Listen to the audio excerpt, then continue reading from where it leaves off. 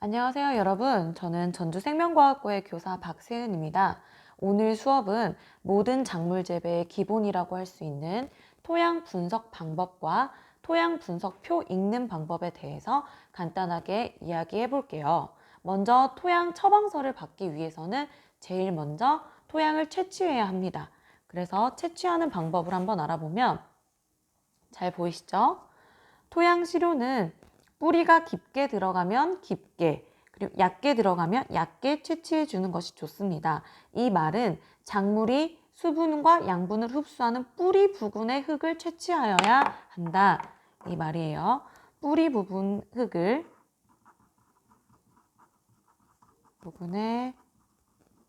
흙을 채취할 것. 자, 그래서 시료 채취 방법을 보면 우리가 농사를 짓는 한 밭을 정해서 그게 뭐 300평이든 900평이든 필지에서 이렇게 10군데, 15군데 정도의 지점을 선택을 합니다. 그리고 채취하는 방법은 삽이나 오거 둘 중에 가지고 있는 농기구를 이용하면 되는데요. 제일 먼저 표토는 걷어내 줍니다. 표토는 1cm 정도 제거를 하고요. 삽을 이용해서 V자 모양으로 흙을 파내줍니다. 이때 흙을 파내는 깊이는 15cm 정도가 적당하겠죠. 그래서 흙을 파내서 흙을 이렇게 파내면 이 부분에 남아있는 흙을 채취를 하면 됩니다. 이렇게 해서 10군데에서 15군데에서 모은 흙을 총 500g 이상, 이건 지역 농업기술센터마다 다를 수 있는데 500g 이상 1kg 미만으로 채취를 해서 시료 봉투에 흙 봉투에 개인 주소, 연락처, 성명을 적고 이 흙에 관련된 내용을 적어줘야 되는데요. 바로 집원, 농작물을 재배하고 있는 곳의 주소, 그 다음에 면적, 그리고 작물 명이 들어가게 봉투를 작성해서 인근 농업기술센터에 토양 분석을 의뢰하면 되겠습니다. 토양 시료를 채취하는 영상은 선생님이 다시 한번 찍어서 올리도록 할게요. 일단 이렇게 해서 토양 시료를 채취한 후에 농업기술센터에 맡겼다 하면 그 다음에 일주일에서 2주일 정도 기다리면 이런 처방서가 옵니다. 자, 그러면 한번 볼까요? 작물명이 나와 있죠? 벼입니다. 벼는 일반 답이라고 되어 있어요. 그리고 면적을 우리가 이렇게 주면 면적이 5,000제곱미터다 혹은 뭐 7,000m다 하고 그 면적을 써주면 그 면적에 필요한 비료양을 계산해서 보내줘요. 되게 편리하죠? 그러니까 면적을 정확하게 적는 것도 중요하겠습니다. 그래서 토양 유형은 사질답이라고 나와 있어요. 여러분, 사질답이 뭘까요? 사질답. 그래서 토양 유형 간단하게 필기를 해보면 토양 유형은 6가지로 나눠집니다. 여기서 우리 노는 4군데가 다 사질답인데요. 살짝만 보여줄게요. 사질답이라는 걸 볼 수 있죠. 사질답은 모래가 많은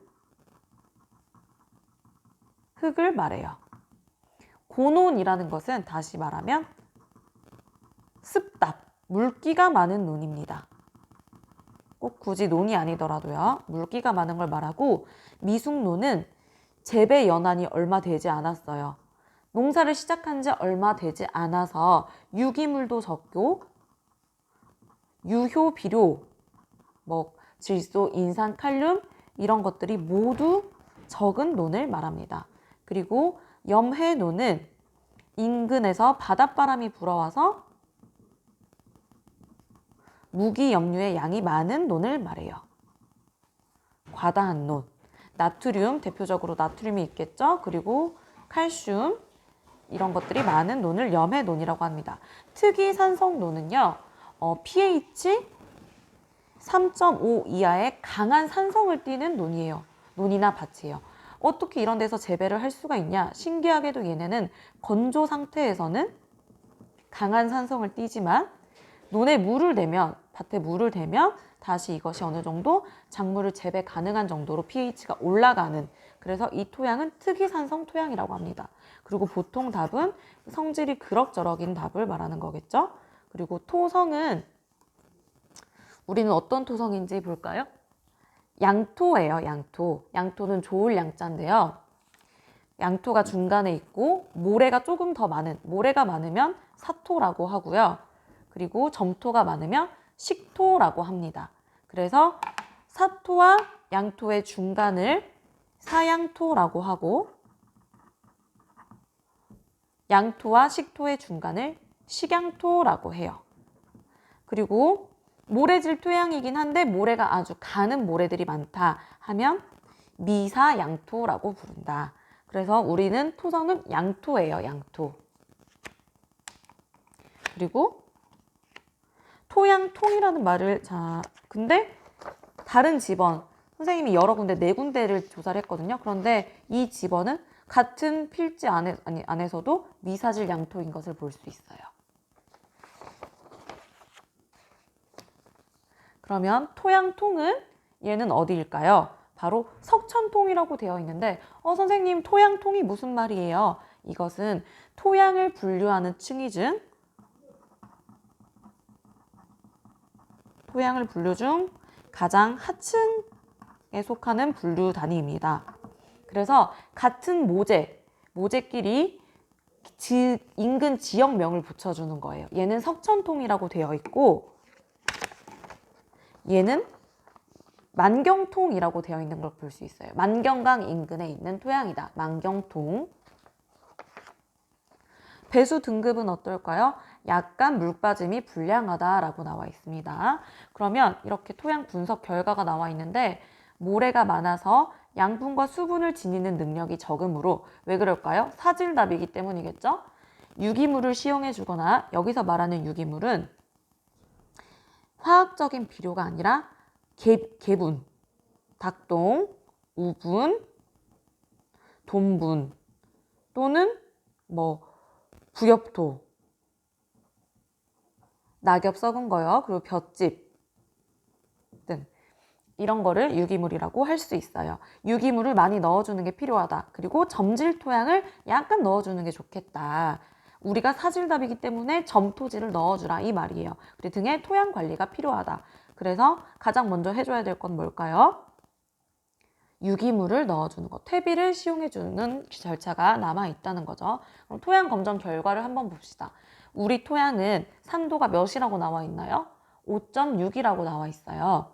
그러면 여러분이 다 알고 있겠지만 pH, 물질의 산성을 나타내는 정도는 크게 1, 0에서 14까지의 단계로 나눠져요. 7은 중성이라고 하고요. 자, 강한 산성. 우리가 만약에 질산, 선생님은 옛날에 하우스에서 유리온실에서 양액 재배를 했었는데 질산의 pH를 재면 재어지질 않아요. 0 이하로 떠요. 그런데 질산에 물을 조금 타면 pH가 3에서 4 정도가 됩니다. 이것도 아주 강산이라고 볼 수 있어요. 강산. 그리고 9에서 10 정도는 강알칼리. 그런데 이런 토양에서는 작물을 재배할 수 있을까요? 없을까요?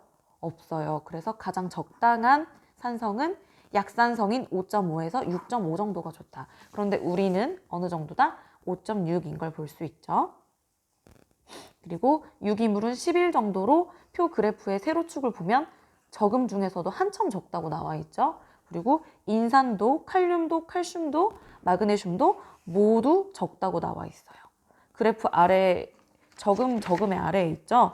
그런데 또 이 토양은 인산은 되게 많은 게 보이네요. 그래서 다시 말하면 같은 논, 내가 재배하는 논 안에서도 구역마다 어떻다? 성질이 다 다를 수 있다라는 걸 볼 수 있어요.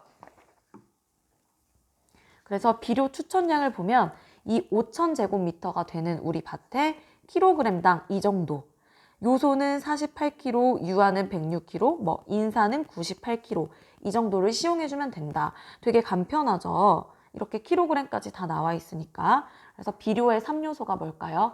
질소, 인산, 칼륨입니다.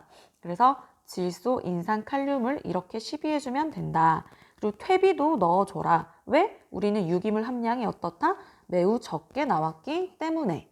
그래서 퇴비도 넣어주면 된다. 선생님, 그런데 비료의 3요소에 질소, 인산, 칼륨은 있는데 다른 작물들에는 규산이 없는데 왜 벼에만 있을까요? 바로 벼는 이 규산질이 선생님 손톱 창피하긴 한데 바로 이 큐티클을 만들어주는 역할을 합니다. 그래서 작물을 어떻게 해줄까요? 튼튼하게 지탱해주는 역할을 하는 거예요. 그런데 벼 어때요? 벼는 벽시 알은 무겁게 달리는데 벼 몸체는 되게 여리여리 약하죠. 그래서 규산질이 많아야 벼가 쓰러지지 않는다. 도복하지 않는다. 그래서 규산질도 1500kg나 무려 넣어줘야 된다고 나와 있어요. 그러면 담당자의 의견을 한번 볼게요. 벼 재배 시에 밑거름은 이 추천한 양대로 사용하시고 웃거름은 생육 상태를 봐가면서 조절을 하세요. 참고적으로 분할거름은 이양 후 2주 이내에 주는 게 좋다. 이삭거름은 이삭꽃이 생길 때, 이삭 길이가 1, 2mm 정도가 됐을 때 주는 게 좋다라고 나와 있는데요. 벼를 보면 선생님이 그림을 잘 그리진 못해요. 이렇게 길게 가지를 치는 것을 분할이라고 합니다. 그래서 수확대가 되면 분할이 보통 몇 개가 생길까요? 40개 이상이 생깁니다. 가지가 40개 이상이 생겨요. 이 중에서는 쌀 알이 달리는 분할이 있겠죠. 가지가 있겠죠. 얘네들을 유효 분할이라고 하고요. 선생님이 글씨를 좀 날려 쓰고 있는데 이삭이 달리지 않는 가지도 분명히 있을 거예요. 쌀알이 달리지 않는 가지, 얘네들은 무효, 쓸모가 없는 가지다 해서 무효 분할이라고 합니다. 그래서 이삭거름은 이삭이 이렇게 벽시 알이 달리기 시작할 때 이 길이가 1mm나 1.5mm가 되었을 때 주는 것이다. 그래서 우리는 오늘 분할의 개념에 대해서도 잠깐 얘기를 한 거예요. 유효 분할과 무효 분할 기억하시고 토양 처방서 읽는 방법 기억해 주시면 되겠어요. 질문이 있으면 EBS 온라인 클래스 토론방이나 선생님 카톡에 보내주면 됩니다. 감사합니다.